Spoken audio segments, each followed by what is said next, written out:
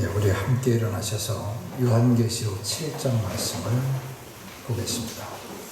요한계시록 7장 9절에서 17절 말씀입니다.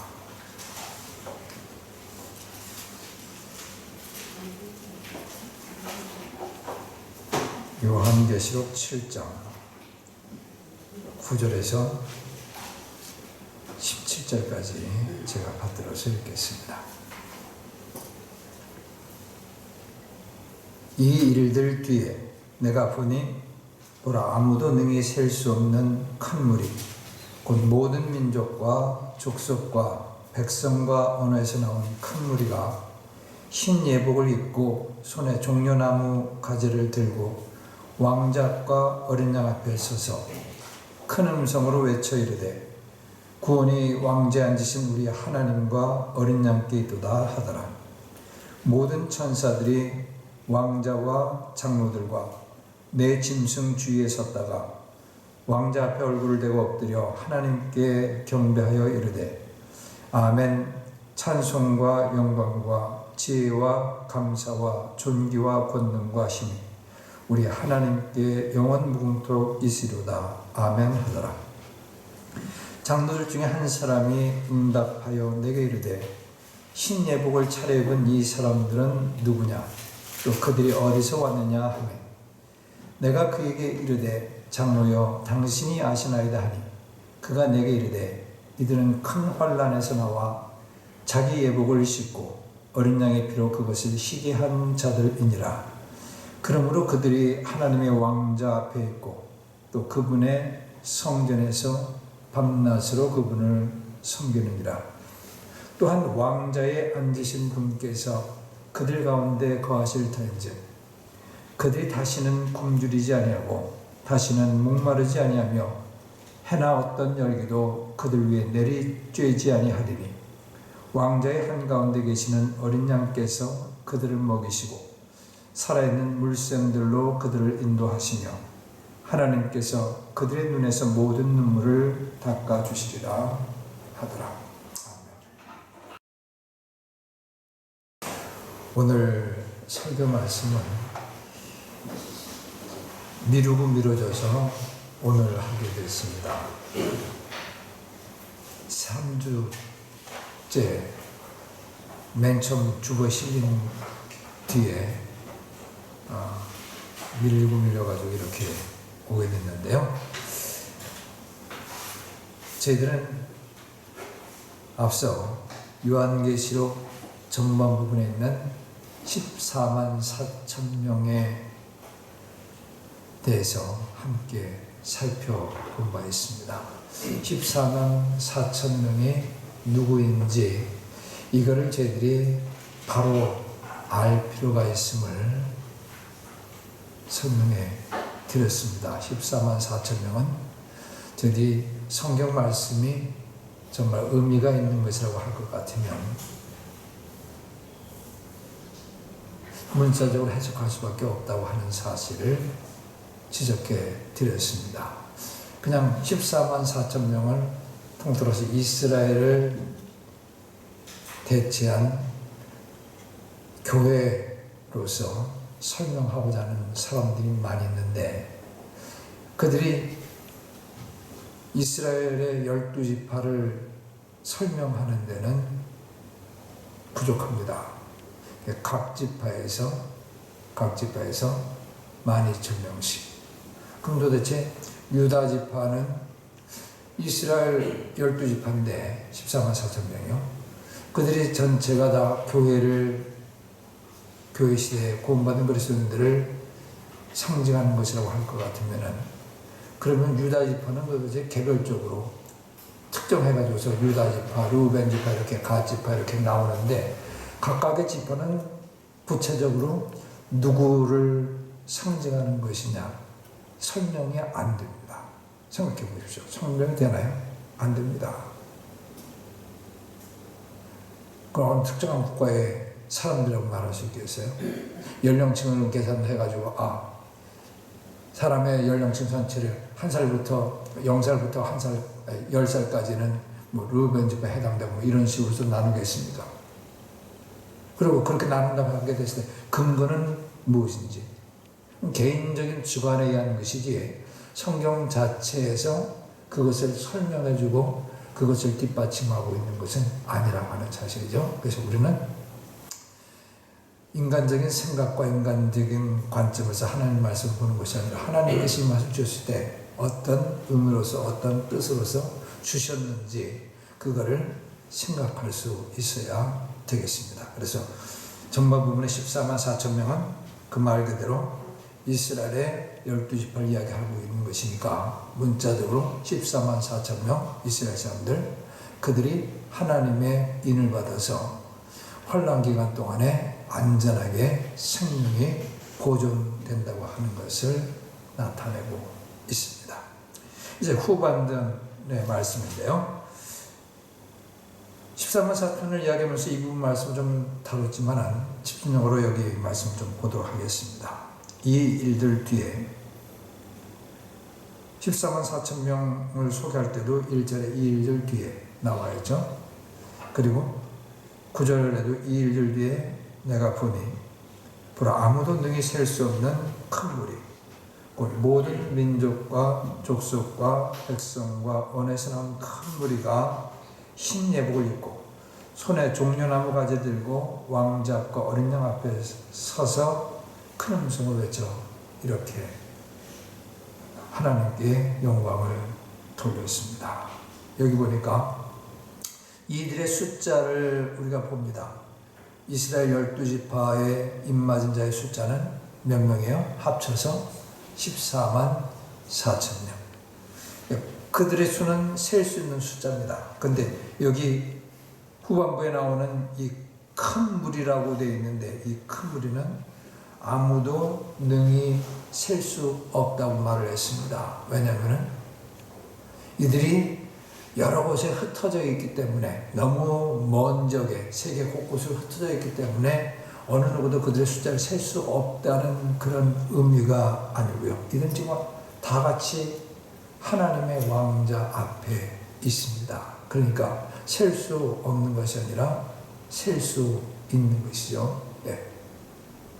그런데 왜 셀 수 있음에도 불구하고 아무도 능히 셀 수 없다 하는가? 너무나 수가 많기 때문에 셀 수 없다. 이런 표현이 사용됐습니다. 그들의 민족적인 배경을 우리가 보게 됩니다. 이들은 모든 민족과 족속과 백성과 언어에서 나온 큰 무리라고 해서 모든 민족에게서 나왔습니다. 모든 각 언어를 사용하는 사람들 가운데서 그러니까 한국 사람들도 여기 포함되어 있습니다. 한국어를 사용하는 사람들도 포함되어 있습니다. 그리고 이곳에 일본 사람들과 일본어를 사용하는 사람들도 포함되어 있고요. 영어를 사용하는 사람들과 영국인, 미국인, 카나다인, 호주인 있습니다. 자, 이들의 무리를 소개하고 있는데 근데 이들이 정말 구원받은 사람인지 아닌지를 우리가 좀 분명히 할 필요가 있겠습니다. 이들이 과연 구원받은 사람인가? 이들이 어디에 섰다고요? 하나님의 왕자과 어린 양 앞에 섰습니다. 하나님 앞에 선다고 할 것 같으면 그 사람들은 다 구원받은 사람이냐 하면은 그렇게 말할 수 없습니다. 심판받고 쓰는 사람들도 있어요. 다 하나님 앞에 서죠. 구원받은 사람과 서지 않는 사람과 시기는 다르지만은 어떤 사람은 심판받아서 하나님 앞에 서게 되고요. 어떤 사람들은 하나님에서 받아들여져서 하나님 앞에 서게 되는 사람들도 있습니다. 이들이 구원받은 사람인지 아니면 심판받는 사람인지 그것을 어떻게 알 수 있을까요? 문맥을 통해서 우리는 그것을 확인할 수 있습니다. 이들이 흰 예복을 입었다고 했습니다. 흰 예복을 입었어요. 이 표현은 좀 나중에 보겠습니다. 손에 종려나무 가지를 들었다고 했습니다. 그 다음에 중요한 것이 이제 10절에 있어요. 이들이 외쳐서 말하는 말이 있습니다. 구원이 왕좌에 앉으신 우리 하나님과 어린 양께 있도다. 구원이 왕좌에 앉으신 하나님과 어린 양께 있도다. 이러한 말을 할 수 있는 사람은 예수님께서 구주 되심을 믿는 사람들이요. 하나님만이 사람들을 구원하실 수 있는 분이심을 믿는 자들입니다. 예수 그리스도께서 하나님께서 보내신 사람에게 구원을 주신 유일한 구주 되심을 믿는 자들이요. 이런 믿음을 이들이 가졌습니다. 하나님 앞에서 이런 믿음을 이들이 주저하는 말로서 하는 것도 아니고요. 큰 음성으로 그들이 외쳐서 말합니다. 구원이 왕좌에 앉으신 우리 하나님과 어린 양 누구죠? 예수 그리스도께 있다. 이렇게 고백을 합니다. 그 말에 하나님의 왕자 주변에 있는 모든 천사들이 그리고 왕자와 장로들과 네 짐승 주위에 섰다가 왕자 앞에 얼굴 내고서 하나님께 경배했다고 했습니다. 이들에 대해서 더 설명이 뒤에 이제 나옵니다. 좀 보겠습니다. 이들에 대해서 설명합니다. 이들이 도대체 누굽니까? 하고 한 24장로 가운데 한 사람이 이들이 도대체 누구냐, 어디서 왔느냐 질문하고 스스로 그 질문에 대해서 답변을 합니다. 이들은 14절이요. 큰 환란에서 나와 자기 예복을 씻고 어린 양의 피로 그것을 시게 한 자들이야. 이들은 어린 양의 피로 자기 예복을 시게 한 자들이다 해서요. 이들은 어린 양의 피로 씻겨진 자들이다. 예수의 흘리신 보혈로 씻겨진 자들이다. 보혈로서 씻겨진 자들이에요. 이런 표현을 쓸 수 있는 대상은 구원받은 사람에 한정됩니다.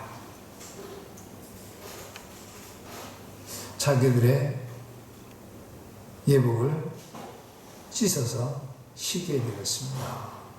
죄를 피로써 씻음받아서 쉬게 된 자들이요. 그리고 신예복을 입었다고 하는 말은 바로 이렇게 우리 성경에서 거룩한 자들로서의 그 위치를 표현하는 그런 상징을 사용했습니다. 천사들이 사람에게 나타났을 때 신옷을 입은 것으로 나타나고요. 예수님께서 변화산 위에서 모습이 변화하셨을 때도 어느 누구도 어느 세탁하는 자도 그렇게 시게 할 수 없을 정도로 신 옷으로서 그렇게 빛나고 있었음을 우리가 복음서의 기록을 통해서도 보게 됩니다. 15절요.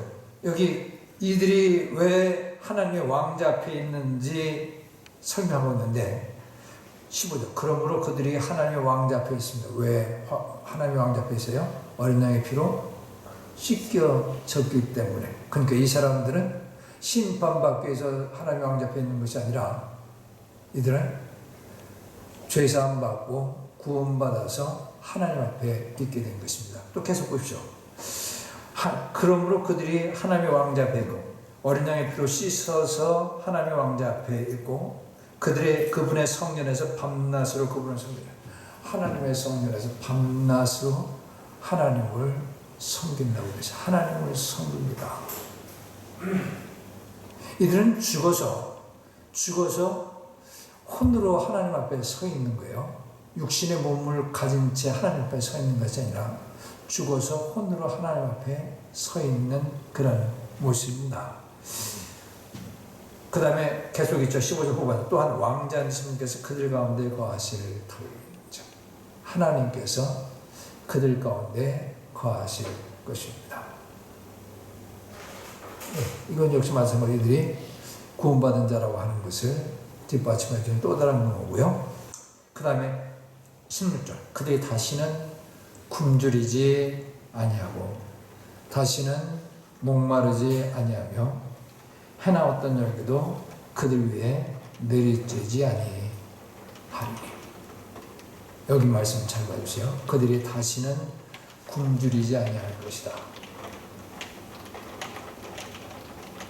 우리가 영원한 천국과 관련해서 설명했을 때 그곳에서는 굶주림이 없다 말을 이런 말씀을 근거로 해서 사용합니다. 근데 이 내용을 여기 7년 혼란기의 그 배경 가운데서 우리가 바라보게 될 것 같으면은 그 의미가 그저 단순하게 굶주림을 말하는 것이 아닙니다. 적그리스도의 짐승의 표 666을 받지 아니하면은 아무것도 사거나 팔거나 할 수 없습니다.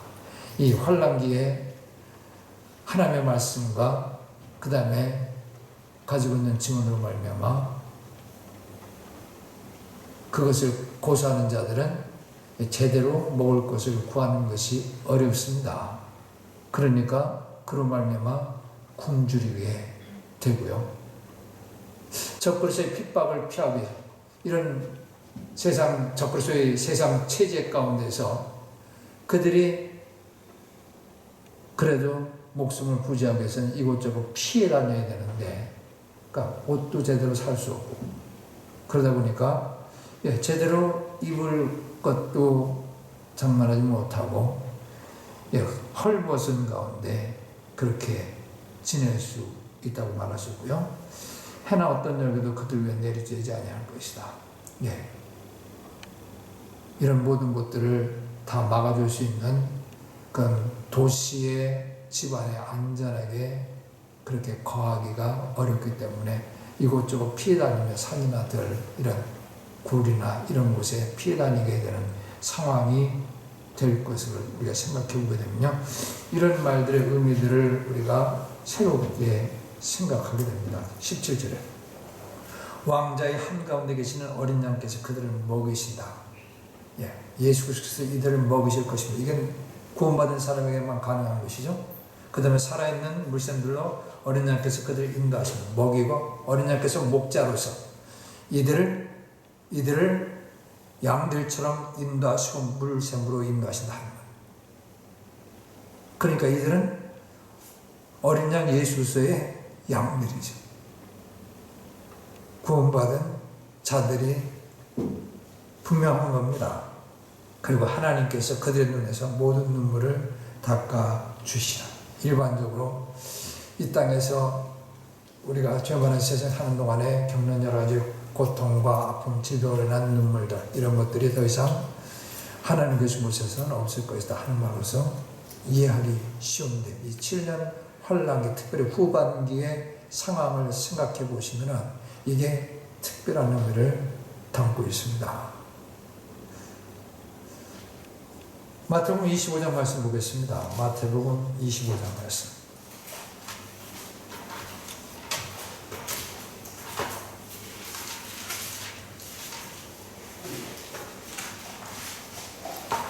마태복음 24장 25장 말씀이 올리브 강화예요.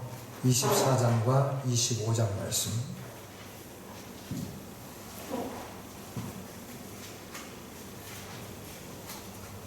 여기 1절부터 13절까지는 열처녀 비유가 나옵니다. 열처녀 비유. 이 열처녀 비유는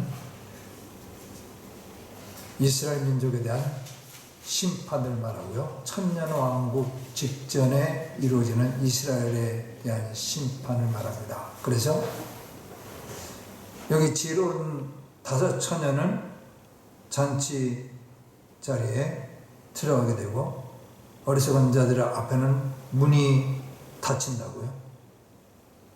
그리고 내가 너희를 도무지 알지 못한다. 주인이 그렇게 말하는 거죠. 어리석은 5처녀는 천년왕국에 들어가지 못하고 문이 닫히게 된다는 말입니다. 그 다음에 거기 26장 말씀, 25장 31절부터 봐주세요. 31절부터 마지막 46절까지가 양과 염소의 심판에 비유인데요. 이거는 앞에 열천에 배우는 이스라엘 민족에 대한 심판이고요. 여기 이곳의 양과 염소는 이방인들에 대한 심판입니다. 보세요. 31절. 사람의 아들이 자기 영광 중에 모든 거룩한 천사와 함께 올 때에 자기 영광의 왕좌에 앉아서 모든 민족들을 자기 앞에 모으고 목자가 염소들로부터 자기 양들을 걸어내되 그들을 일일이 분리하여 양들은 자기 오른편에 두되 염소들은 왼편에 두리라. 여기 보니까 이 양들과 염소로서 목자가 분리하는데요. 누구냐면은 예수 그리스도께서 만왕의 왕으로 오신 예수 그리스도께서 양과 염소로 모든 민족들을 구분하십니다. 그분께서 천사들과 함께 올 때, 지상 재림하실 때, 만왕의 왕으로서 지상 재림하실 때 모든 세상 민족들을 구분하시는데 양과 염소를 구분하듯이 구분하십니다. 양은 오른편에, 염소들은 왼편으로 구분합니다. 그때 왕이 자기 오른편에 있는 자들에게 이르되 오라 내 아버지께 복받은 자들아 너희는 세상의 창건 이후로 너희를 위하여 예비된 왕국을 상속받으라. 이게 세상의 창건 이후로 예비된 왕국이에요. 하나님의 왕국. 특별히 여기서는 천년왕국을 이야기하고 있습니다. 그러니까 천년왕국 직전에 세상 사람들에 대한 심판이에요. 내가 줄일 때 너희가 내게 먹을 것을 주었고 내가 목마를 때 너희가 내게 마실 것을 주었으며 내가 나그네 되었을 때 너희가 나를 받아들였고 헐벗었을 때 너희가 내게 옷을 입혔으며 내가 병들었을 때 너희가 나를 찾아왔고 내가 감옥에 갇혔을 때 너희가 내게 왔느니라 하리. 그때 그 의로운 자들이 그분께 응답하여 이르되 주여 어느 때 우리가 주께서 줄이신 것을 보고 잡수시게 하셨나이까 목마르신 것을 보고 마신 것을 드렸나이까 어느 때 우리가 주께서 나그네가 되신 것을 보고 받아들였나이까 헐벗은 것을 보고 주께 옷을 입혔나이까 혹은 우리가 어느 때에 주께서 병드신 것이나 감옥에 갇히신 것을 보고 주께 갔나이까 하리라. 왕이 그들에게 대답하여 이르되 진실로 내가 너에게 이르노니 너희가 이들 내 형제들 중에서 가장 작은 자 하나에게 그것을 하였은즉 내게 하였느니라. 그렇게 말씀하십니다. 여기 보세요. 양과 염소로 모든 민족들을 구분하셨어요. 양과 염소로 구분된 대상들이 있고요. 그 다음에 여기 왕이신 예수 그리스도께서 말씀하시는 대상이 또 따로 있어요. 내 형제. 예수님께 내 형제라고 말씀하시는 대상이 있습니다. 내 형제. 이들이 누구를 가리키는 것이냐면은 이제 이 정도 설명해서 감을 잡으셔야죠. 예수님의 육신의 형제를 말하는 것은 의미가 안 통하겠죠.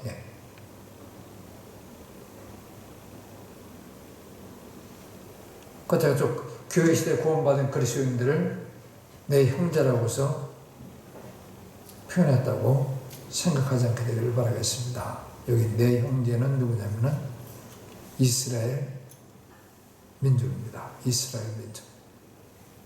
이스라엘 민족의 작은 자 하나에게 너희가 선을 베푸는 것이 내게 한 것이다 했습니다. 이게 마치 예수님께서 자신의 양으로서 받아들이고 그 다음에 이들에게 하나님의 왕국에 들어가시는 그 조건이 내 형제인 이스라엘 사람들에게 선을 베풀었는지 여부 이렇게 착각하실 수 있는데 이게 바로 천년왕국 직전에 이루어지는 심판이에요. 그러니까 이들이 어떻게 했냐면은 병들고 목마르고 보세요. 목마르고 어떻게 말했냐면은 예수님께서 이들에게 말합니다. 30. 내가 줄일 때 너희가 내게 먹을 것을 주었다. 예수님에게 이들이 죽다는 말이 아니라 이스라엘 예수님의 형제되는 이스라엘 민족에게 그들이 줄일 때 먹을 것을 주었다는 말입니다. 그들이 목마를 때에 마실 것을 주었다는 말이에요. 왜냐하면 제대로 주거지에서 살고 있다고 할 것 같으면 목마를 필요가 없습니다. 먹고 마시고 하는 것에 대해서 아무런 문제가 없죠. 이들이 적그리스도의 박해를 피해서 도피하는 그런 상황에 처했기 때문에 이들에게 은혜를 베푼다고 하는 것은 적그리스도의 그런 금명에도 불구하고 이들에게 호의를 베풀 수 있는 거고요. 그런 말미암아 큰 해를 입을 것을 이들이 예상하면서도 할 수 있었다는 것은 그들이 믿음을 가졌기 때문에 가능한 것입니다. 믿음을 가졌기 때문에. 그래서 이들이 이렇게 할 수 있었던 것은 이들이 우리가 본문에서 보지만은 어린 양의 피로 씻었어요. 예수 그리스도를 믿었기 때문에 구원받았기 때문에 그런 행위를 할 수 있었던 것입니다. 이들은 하나님의 왕국에 들어갑니다. 41절에 그때 그가 왼편에 있는 자들에게 저주를 받은 자들은 내게서 떠나 마귀와 그의 천사들 위하여 예비된 영존하는 불에 들어라. 내가 줄일 때 너희가 내게 먹을 것을 주지 아니하였고 목마를 때 내게 마실 것을 주시지 아니하였다. 내가 가는 데 되었을 때 너희가 나를 받아들이지 아니하였고 헐벗었을 때 너희가 내게 옷을 입히지 아니하였으며. 그렇죠. 똑같이 나오죠. 우리가 언제요? 45절 그때 그가 그들에게 대답하여 이르되 진실로 내가 너희에게로니 너희가 이들 중에서 가장 작은 자에게 그것을 하지 아니하였은즉 내게 하지 아니하였느니라 하리라. 그래야 이들은 영존한 형벌에 들어가되 의로운 자들은 영원한 생명에 들어가리라. 이렇게 됩니다. 그래서 여기도 마찬가지로 제대로 먹지 못하고 굶주리고 헐벗고 도피하는 이런 모습들을 우리가 보게 되는데 요한계시록 7장 말씀 본문 돌아가겠습니다. 이들이 더 이상 다시는 굶주리지 아니할 것이고 유대인들에게만 그들이 성행하는 그들 역시 마찬가지로 똑같은 그러한 믿음 때문에 적그리스도의 핍박이 대상이 되고 그들 역시 마찬가지로 굶주리게 됩니다. 진정한 믿음을 가진 사람들은 이런 상황이에요. 우리 이미 적그리스도와 거짓 대언자에 대해서 공부했을 때 살펴봤습니다. 666표를 받지 아니하는 것은 그저 단순하게 물건을 사거나 팔지 못하는 것으로 그치는 것이 아니라 666표를 받지 않는다고 하는 것은 적그리스도에게 충성을 맹세하지 않는 것이고 적그리스도를 경배하기를 거부하는 것이고 그 경우에 어떤 결과가 있었냐면요. 사고팔고 이게 금지되는 것은 물론이고 그 13장 말씀 보겠습니다. 요한계시록 13장이에요. 요한계시록 13장 15절 말씀 상기시켜 드리는 겁니다. 또 그가 그 짐승의 형상에게 생명을 줄 권능을 거짓 대언자예요. 그 짐승의 형상이 말도 하게 하고 여기 짐승은 적그리스도입니다. 그 짐승의 형상에 경배하려 하지 아니하는 자들은 어떻게 한다고요? 다 죽이게 하니라. 자, 여기 수많은 무리요. 모든 민족과 그 다음에 족속과 언어들 가운데서 수를 헤아릴 수 없을 정도로 많은 수많은 무리에 대해서 말하기를 이들이 어디에서 나왔냐면은 본문 14절 말씀이요. 이들은 어디에서 나왔다고요? 큰 환란에서 나온 자들이라 했어요. 큰 환란에서 나온 자들이다. 큰 환란에서 나온 자들이에요. 근데 이들이 하나님 앞에 서 있는데 육신의 몸으로 서 있는 것이 아니라 혼의 상태로서 서 있습니다.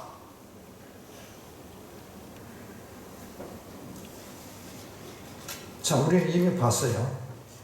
7가지 봉인 심판을 우리가 6가지까지 다뤘었는데 그 5번째 봉인을 봐주시기 바라겠습니다. 9절 말씀. 그분께서 5째 봉인을 여신 뒤에 내가 제단 아래에서 하나님의 말씀과 자기들이 간직한 증언으로 인해 그 다음에 뭐라고 했나요? 죽임을 당한 자들의 혼들을 보았습니다. 제단 아래에서 하나님의 말씀과 자기들이 간직한 증언으로 인해서 하나님의 말씀 때문에 죽임을 당했어요. 그들이 간직한 증언, 예수 그리스도로 말미암아 구원받았다, 이런 말이겠죠. 예수 그리스도로 말미암아 구원받았다. 그리고 성경 말씀이 진리고, 우리가 오늘날 이 증거하는 말과 같은 내용을 그들이 증거하게 되었을 겁니다. 특별히 우리가 그들이 하나님 앞에서 이야기한 것처럼 예수 그리스도의 피로서 씻음 받게 되었다, 죄사함 받게 되고, 그리고 의롭다, 불림을 받게 되었다 하는 이런 내용들을 이들이 증언으로서 간직했을 것이라고 생각해 보게 됩니다. 그 자기들이 가진 증언으로 말미암아 나는 구원받았습니다, 나는 하나님의 자녀로 거듭났습니다, 나는 하나님 외에 다른 그 어떤 것에도 절하거나 숭배하거나 경배하지 않습니다, 이러한 증언으로 말미암아 어떻게 됐다고요? 죽임을 당했어요. 이들은 혼으로서 있습니다. 혼으로서 하나님 앞에 있는 거예요. 혼으로서 하나님 앞에 있습니다. 이들이 어떤 죽음을 당했는지도 우리가 요한계시록에서 확인해 볼 수 있습니다. 이들이 어떤 죽음을 당했냐면은 다시 한번 잘 보세요. 지금 6장 9절 말씀. 이거는 5번째 봉인 심판과 관련돼서 기록되어 있습니다. 무엇으로 인해서 죽임당했다고요? 기억해 주세요. 무엇으로 인해? 첫 번째, 하나님의 말씀으로 인해. 두 번째, 자기들이 가진 증언으로 인해서. 자, 어딜 찾아보시면은 요한계시록 20장 4절 말씀 보겠습니다. 요한계시록 20장 4절 말씀.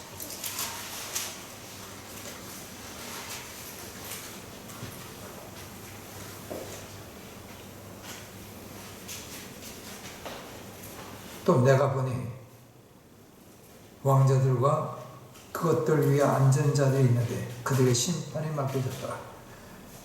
또 내가 보니 예수님의 증언과 하나님의 말씀으로 인하여 목베인 자들의 혼들이 있다고 되어 있죠.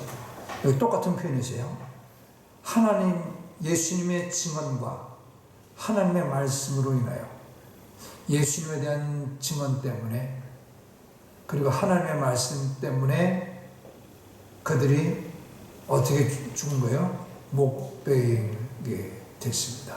그러니까 이 7년 혼란기 동안에 그들이 가진 그 증언과 말씀에 대한 순종 때문에 사람들이 죽게 되는데, 어떻게 죽게 되냐면 참수형을 당하게 됩니다. 참수형을 당하게 돼요.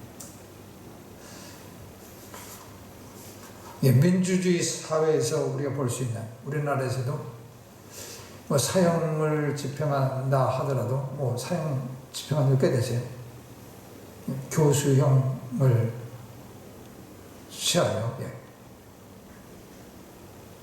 밑에 발판을 씌워가지고 사람이 질식돼서 죽게끔 합니다. 또는 더 편안하게 사형을 집행하는 방법으로 약물을 주입해가 주사를 써요. 그렇게 죽이기도 하고, 죽는 사람의 인권도 생각해가지고 잔인하게 죽이지 않도록, 그 옛날 고대 사회에서는 뭐 능지처럼 사지를 다 찢어서 죽이는 이런 처벌이 조선시대군 이런 과거 다른 나라에서도 있었습니다. 뭐 십자가 처형하기도 하고 아주 끔찍하게 하지만, 요즘 우리가 사는 세상 또 민주국가에서는 그와 같이 잔인한 방식으로 사형을 집행하지 않습니다.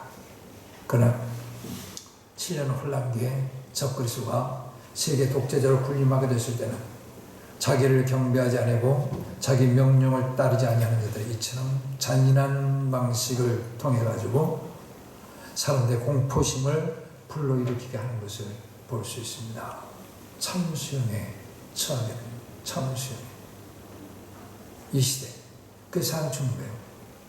이런 사람들의 숫자가 얼마나 많아요? 수를 셀 수 없을 정도로 많이 있습니다. 그게 오늘 본문에서 우리가 확인하는 거예요. 그들이 어디에서 나온 자들이에요? 큰 혼란에서 나온 자들입니다. 무엇 때문에 그들이 죽임 당하게 됐어요? 하나님의 말씀과 자기들이 간직한 증언, 예수님의 증언이요. 예수님에 대한 증언. 그분께서 구원자, 유일한 구원자이십니다.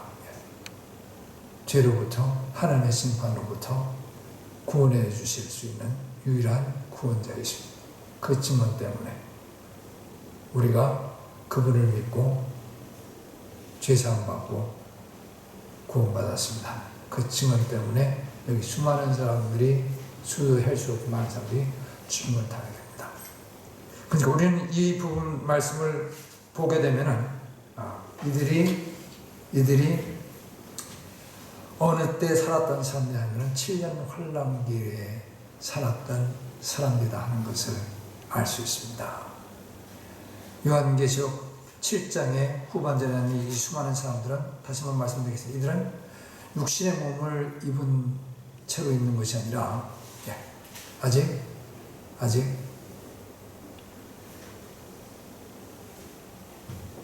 부활하지 아니한 상태. 아까 우리 20장 말씀에서는 거기는 그 사람들이 부활하여서 천년왕국에 들어가게 되고 통치하게 된다고 하는 말씀을 거기서 보게 됩니다. 아직 부활의 몸을 입지 않은 상태. 거기 5번째 봉인 심판에서 우리들의 피에 대한 원수를 언제까지 아직 언제나 갚아 주시렵니까? 그들이 말하는 것이 나와 있죠. 아직 기다려야 한다 하고서 말하고 있습니다. 거기에. 그러니까 아직 7년의 환란이 다 끝나지 않는 그런 가운데서 이들이 부활의 몸을 아직 입지 아니하고 혼의 상태로서 하나님의 왕자 앞에 있는 모습을 그리는 것이 되겠습니다. 그러니까 우리는 다시 한번 말씀드리겠습니다. 앞에도 우리 지난번에도 제가 간간히 말씀드렸는데 7년 환란기는 하나님의 심판이 땅에 사는 사람들에게 부어지는 시기입니다. 전무후무한 무서운 재앙이 이 땅에 가는 자들에게 내려지게 될 것입니다. 죽은 자들에게 내려지는 것이 아니라 그때에 땅에 사는 자들에게 하나님의 재앙이 내려지는 시기가 7년 환란기예요. 그런 환란기 가운데 하나님께서 분노하시고 진노하시고 재앙을 내리는 그 때조차도 그 기간 동안에도 하나님께서는 은혜를 베푸시고 구원받게 하신다는 사실을 우리가 여기서 보게 됩니다. 하나님의 은혜. 놀랍다 주님의 큰 은혜 우리의 죄를 속하시려니. 놀랍다 주님의 큰 하나님의 크신 은혜요. 잘못 알면은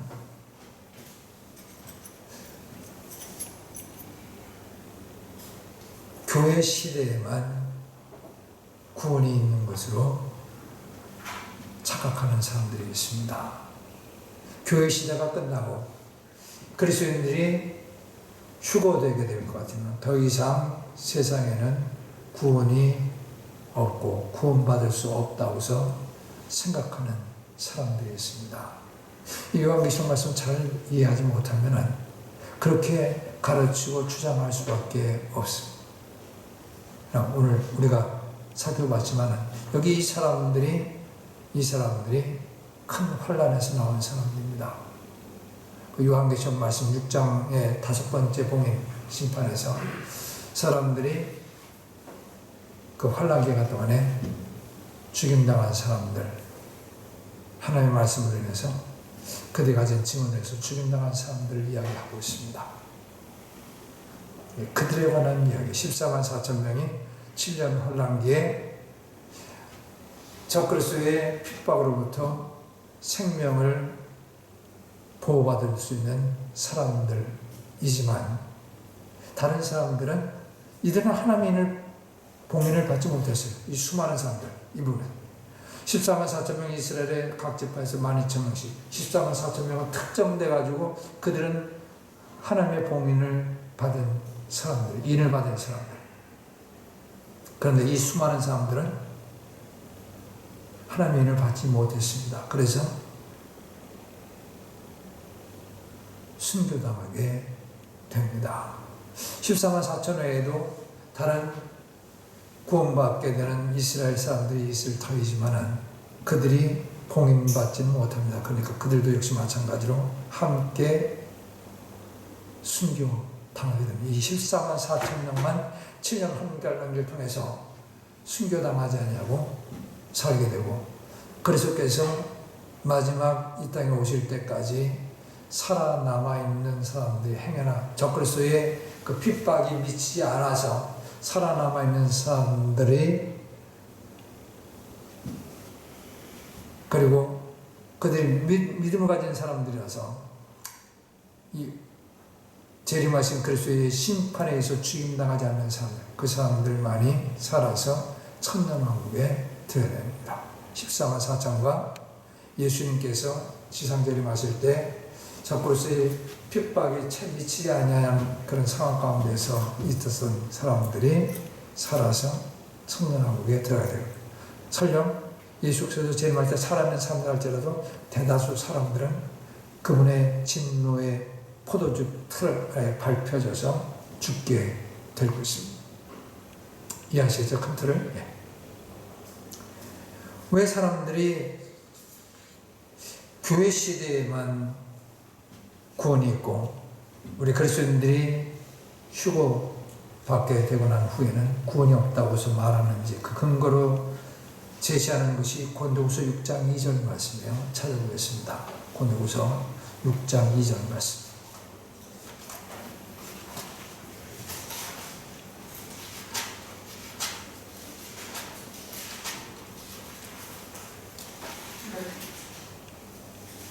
고린도후서 6장 2절입니다.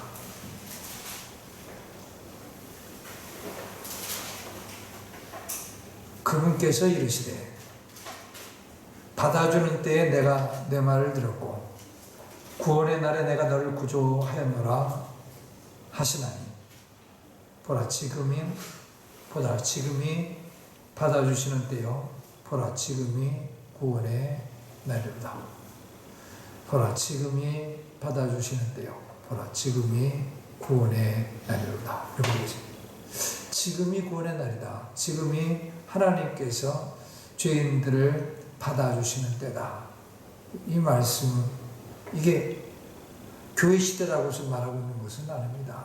그런데도 불구하고 지금 우리가 살고 있는 이 시대에 교회가 복음을 전하고 그리고 구원받은 그리스도인들이 들림받기 전까지 지금이 구원받을 때다 하고서 설명을 하고 있습니다. 그런데 우리는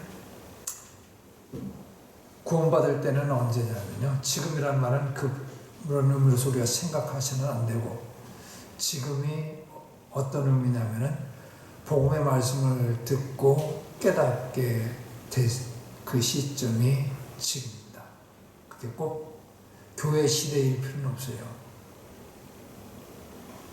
복음의 말씀을 듣고 깨닫게 된 그 시점, 그때가 구원받을 수 있는 때가 됩니다. 아무리 복음 말씀을 들었다 할지라도, 교회 시대에 듣는다 할지라도 그 말씀을 제대로 깨닫지 못하고 수긍하지 못하고 부정하고 거부하고, 그게 무슨 뚱딴지 같은 소리고 말도 안 되는 소리 하면서 배척하는 사람들은 교회 시대라 할지라도 구원받지 못합니다. 마태복음 24장 말씀 다시 한번 보시겠습니다. 마태복음 24장 말씀이요.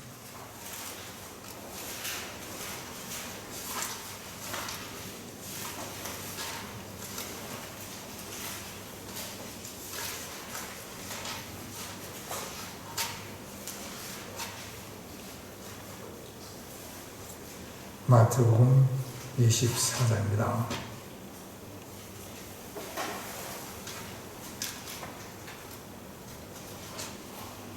14절 말씀. 13절부터요. 그러나 끝까지 견디는 자, 곧 그는 구원을 받으리라. 끝까지 견디는 자, 곧 그는 구원을 받으리라. 여기서 이 말의 표현은요, 지금 이건 7년 환란기 때를 말하고 있습니다. 주의 오실 때의 표적, 세상 끝의 표적에 대해서 예수님께서 말씀하시는 거예요. 그래가지고 우리 이미 다뤘습니다. 끝까지 견디는 자는 구원을 받으리라. 7년 환란 기간 동안에 끝까지 적그리스도에게 굴복하지 아니하고 율법을 받지 아니하고 적그리스도를 경배하지 아니하는 자가 구원을 받습니다. 핍박을 당해서 목배임을 당한다 할지라도 구원을 받고요. 다행히 적그리스도의 그런 핍박의 손길로부터 벗어난 곳에서 도피 중이거나 피하고 있고 자신을 드러내지 않아서 살아남게 된 자들도 그때 구원을 받게 됩니다. 14절에 말, 이 왕국의 이 복음이 모든 민족들에게 증언되기 위해 온 세상에 선포되리니 그제야 끝이 오리라. 이 복음이, 왕국 복음이 모든 민족들에게 증언되기 위해서 어떻게 된다고요? 온 세상에 선포. 이 기간 동안에도 왕국 복음은 온 세상에 선포되게 될 것입니다. 그러기 때문에 그 결과 여기 모든 민족 가운데서, 모든 족속 가운데서, 모든 언어 가운데서 수를 헤아릴 수 없는 수많은 사람들이 예수의 보혈을 비로소 씻음 받게 될 수 있는 것입니다. 그래서 여기 14절 말씀 이것은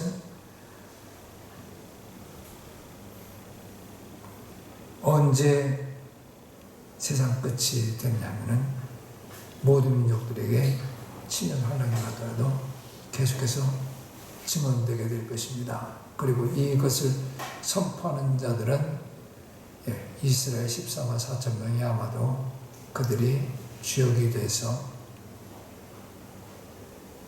그리고 그리스도인들이 휴거되기 전에 그들로부터 복음 말씀을 들었던 사람들 뒤늦게 휴거 이런 것들과 관련된 것들을 생각하고 짐승의 표를 생각하면서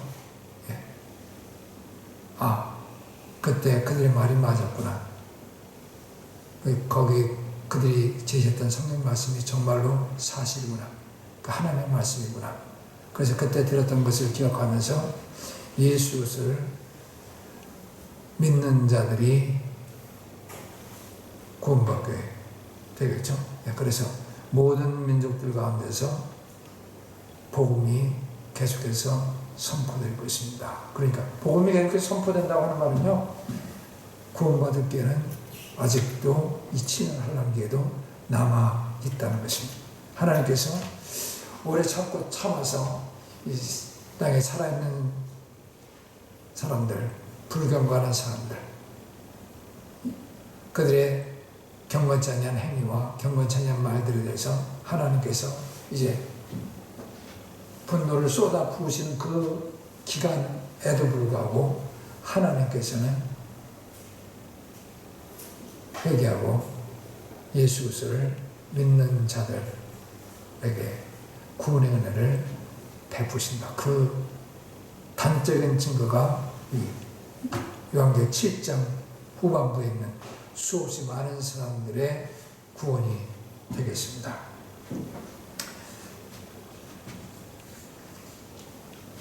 네, 이 부분에 대해서 제기되는 한 가지 주요 반론이 뭐냐면은, 그렇게 볼 수 없다고 주장하는 사람들이 한 가지 큰 근거라고 할 수 있는 게 뭐냐면은 데살로니가후서 2장 7절의 말씀이요. 데살로니가후서 2장 7절 말씀. 우리가 이미 다뤄봤었는데 보십시오.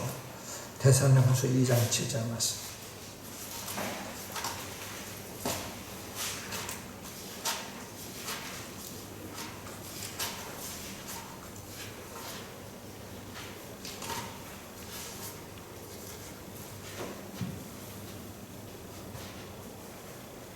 불법의 신비가 이미 일하고 있으나 다만 지금 막고 있는 이가 길에서 옮겨질 때까지 막으리라. 여기 막고 있는 이가 길에서 옮겨질 때까지 막을 것이라고 했죠. 그래서 적그리스도가 그의 때에 드러나게 하려고 무엇이 저작하는 6절 말씀. 너희는 그가 적그리스도가 그의 때에 드러나게 정해진 그의 때에 드러나게 하려고 무엇이 저지하고 있는지 지금은 아니. 불법의 신비가 이미 일하고 있으나 다만 지금 막고 있는 이가 길에서 옮겨질 때까지 말.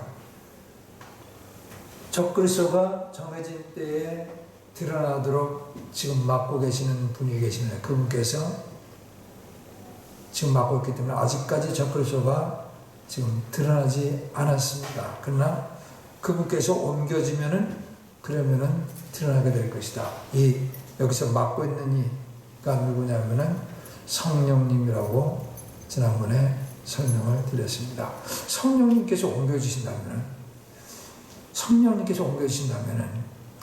그리스도 믿는 자들 안에서 역사하신 성령님께서 옮겨주신다면은 그럼 어떻게 이 땅에서 사람들이 구원받을 수 있을까? 구원은 죄 가운데서 죽어 있는 사람들이 다시 태어나는 것입니다. 중생이요. 거듭나는 것. 사람이 거듭나게 하는 그 일이 있어야 구원받는 것인데, 근데 성령님께서 이 땅에서 옮겨지신다고 할 것 같으면, 그럼 도대체 누가 과연 구원받을 수 있을 것인가? 물과 성령으로 나지 않으면 하나님의 왕국에 들어가십니다. 물과 성령으로 거듭나지 않으면, 다시 태어나지 않으면 하나님의 왕국에 들어갈 수 없고 볼 수 없다 하는 말씀. 요한복음 3장에 있는 말씀이요.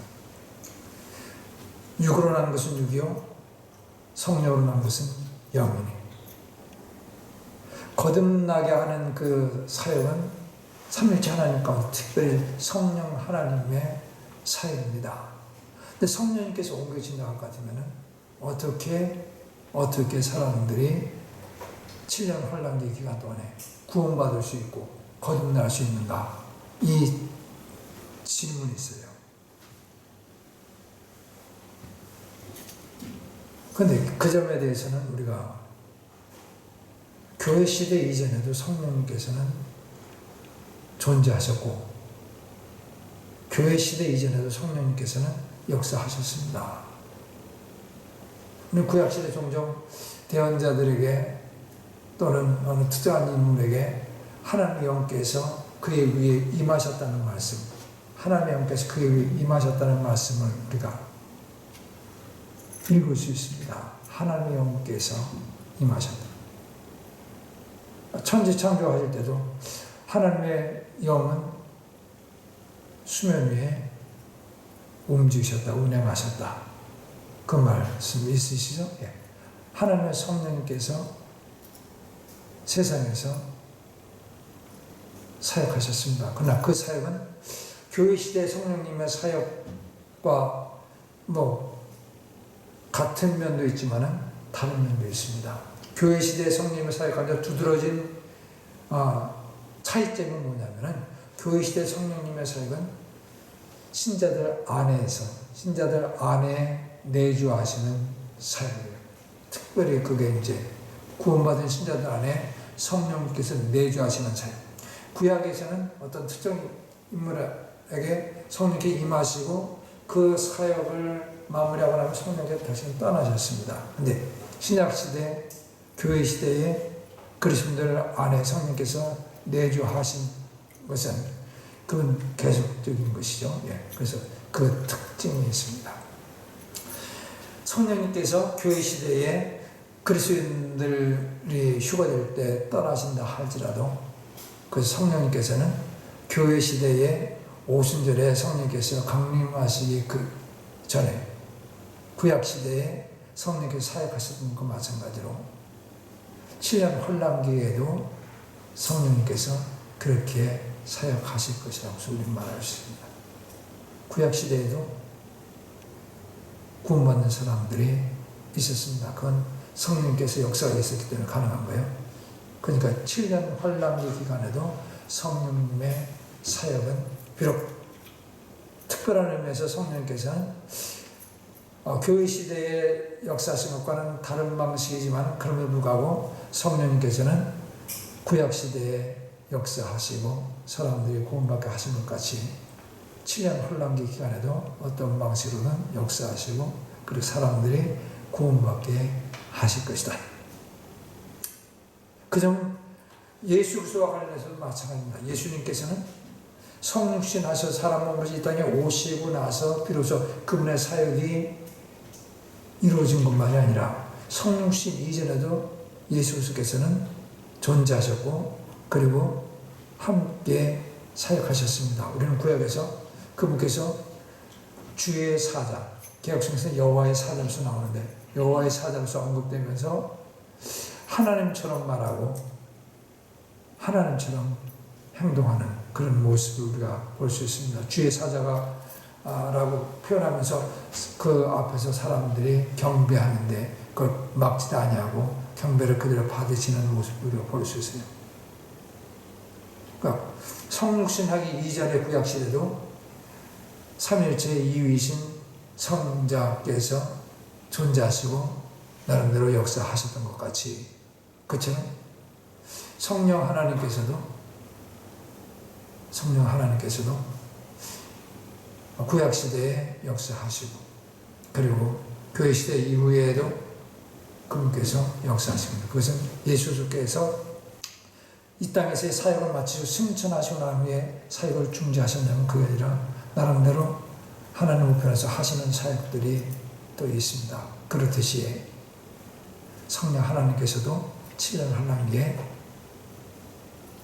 교회시대와는 달리 그 전에 구약시대에서 활동하신 것과 같이 그처럼 사역을 하실 것이라고 우리가 생각해 볼 수 있겠습니다. 거기에 대한 왜 이 부분의 말씀에 의하면 성령님께서 더 이상 땅에서 사역하지 않아야 될 것 같은데 그러면은 그 수많은 사람들이 7년 환란기에 구원받는 사람들을 볼 수 없지 않습니까? 모든 시대에 구원받는 사람들을 가리키는 말이 아니겠습니까? 이런 주장에 대한 반론이에요. 예수님께서 성육신 이전에도 사역하셨고 이 땅에서 사역을 마치고 승천하시고 난 후에도 하나님 보좌 우편에서 믿는 자들을 위해서 중보하시고 히브리서의 말씀 제사장으로서 역할을 하신다고 하는 말씀도 우리가 볼 수 있습니다. 그래서 그렇게 우리가 이해하시면 성령이 될 수 있을 것이라고 봅니다. 마지막 간단하게 빨리 끝내겠습니다. 자, 여기 이 사람들은 7년 환란기 특별히 후반 3년 반 동안에 순교 당한 사람들의 무리예요. 이들이 하나님 앞에서 하는 일이 뭐냐면은 그들이 하나님 앞에 하는 일이 뭐냐면은 15절 말씀 봐주세요. 그러므로 그들이 하나님의 왕자 앞에 있고 또 그분의 성전 안에서 밤낮으로 그분을 섬기느니라. 중요한 표현이 있습니다. 밤낮으로 하나님을 섬긴다. 밤낮으로 하나님을 섬긴다. 여기 섬긴다로 번역된 단어는요, 종종 제사장이 성전에서 섬기는 일을 가리키는 의미로서 사용되는 단어입니다.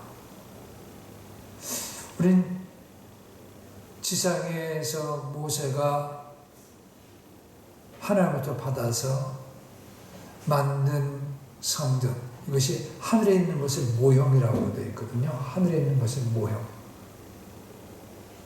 그러니까 하늘에 지금 현재 성전이 하나 있습니다. 그리고 예수께서는 하늘에 계신 성전에 들어가셨다. 히브리서에서 말씀하고 있거든요.